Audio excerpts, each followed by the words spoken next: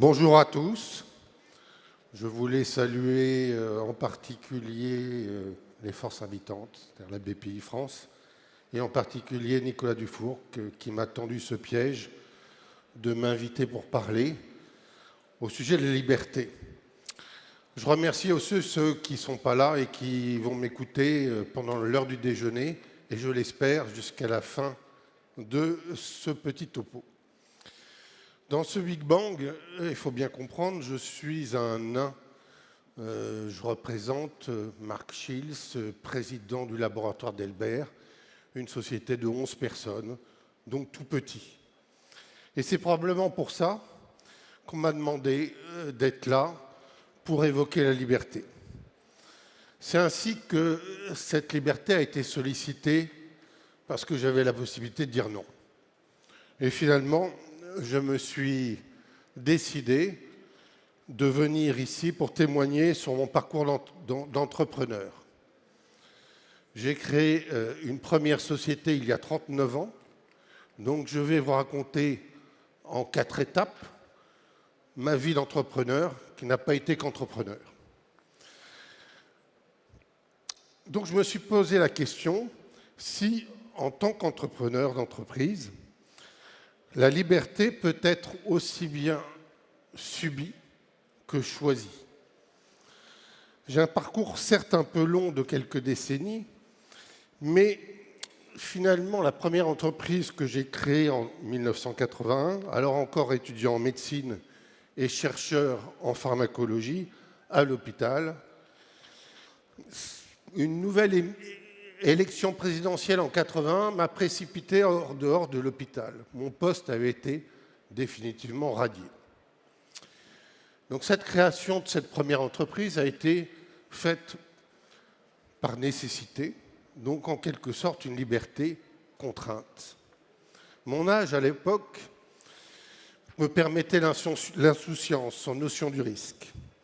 Mais cette expérience de la vie m'a fait découvrir mes propres inclinaisons, mes forces, mes faiblesses, mais aussi l'importance de l'actionnariat d'un point de vue humain. On ne s'associe pas avec n'importe qui. Et des divergences m'ont fait quitter l'aventure en tant que minoritaire. Malgré tout, le virus de la création m'a alors été inoculé, mais beaucoup plus sympa que l'autre qui nous préoccupe en ce moment. Mon chemin passe ensuite par la découverte des Big Pharma, en tant que salarié cette fois-ci.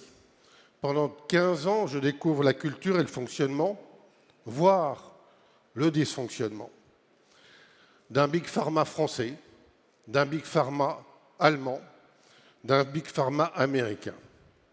Et finalement, au bout de 15 ans, je résiste, je ne crois plus à ce modèle de être cadre supérieur dans une filiale française et attendre uniquement les décisions du siège.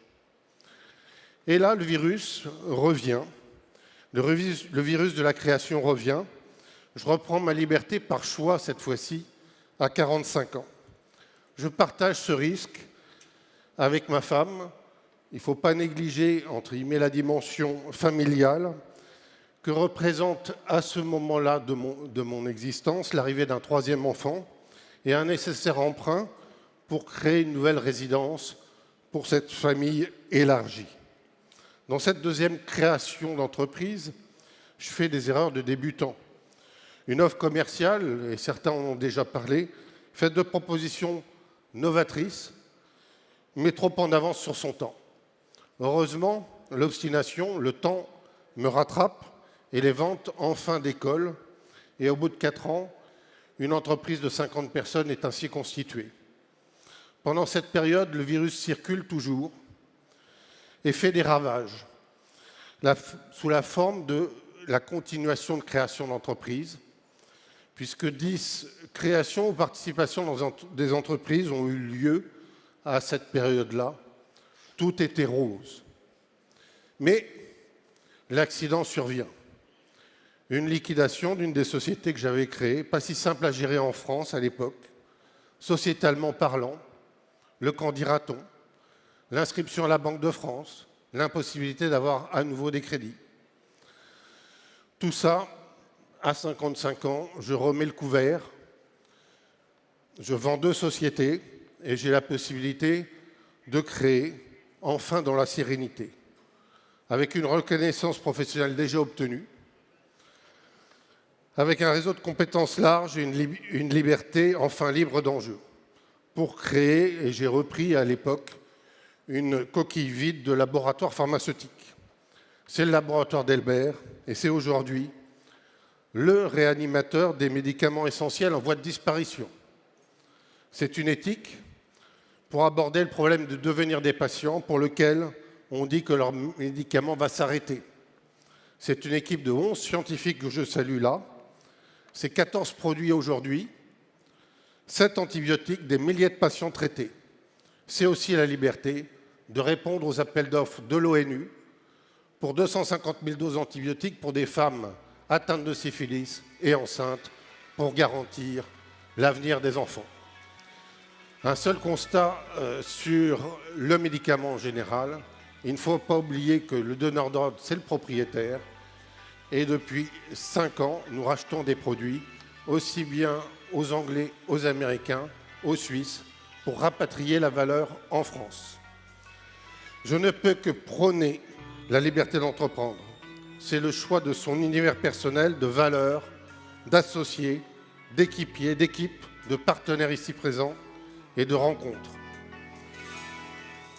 Je donnerai simplement un conseil avant d'entreprendre, c'est comprendre l'impact sur votre vie sociétale de la décision de créer.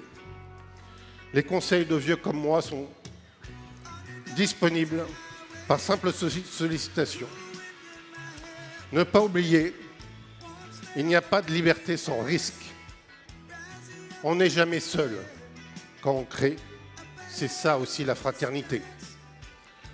Et je tiens à remercier les amis que vous êtes, Thierry, Nathalie, ma femme, et Lewis. Merci à tous de m'avoir écouté.